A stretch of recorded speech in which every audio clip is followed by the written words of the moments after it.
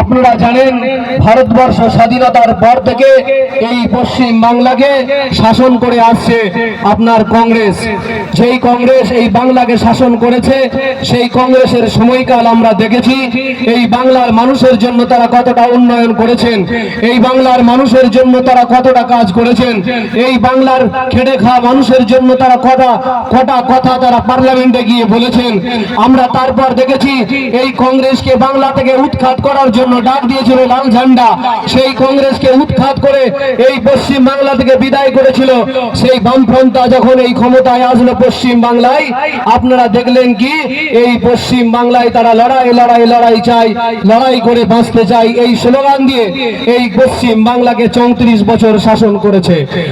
আপনি কি পেয়েছি, আপনার বাড়ির ছেলেটা কি পেয়েছে আপনি একটুখানি খেয়াল করুন। আপনারা দেখতে পেয়েছেন এই সিপিএম এর আমলে চিরকুটে লিখে চাকরি পাইয়ে দেওয়া হতো। যারা হোল টাইমার পার্টি ছিল, যারা পার্টিকে সবসময় পার্টিতে সময় দিত, তাদের বাড়িতে একটা একটা করে চাকরি এই সিপিএম এর আমলে দেওয়া হয়েছে। আপনারা জানেন তাদের বাড়ি থেকে নেতার ছেলে নেতা হয়েছে, এমএলএ এর ছেলে এমএলএ হয়েছে, এমপির ছেলেকে এমপি টিকিট দেওয়া হয়েছে। তাই বন্ধুগণ, আপনারা স্বাধীনতার পর থেকে এই কংগ্রেসকে দেখেছেন, আপনারা স্বাধীনতার পর থেকে বামপন্থী ভাইদেরকে দাদাদেরকে দেখেছেন। এই পশ্চিম বাংলা তারা 34 বছর শাসন করেছে। আর এই বামপন্থীদেরকে পশ্চিম বাংলা থেকে তাড়ানোর সময় মাননীয় মমতা ব্যানার্জি মহাশয়া তিনি বললেন অনেক হয়েছে, আর নয়, বদলা নয় বদল চাই।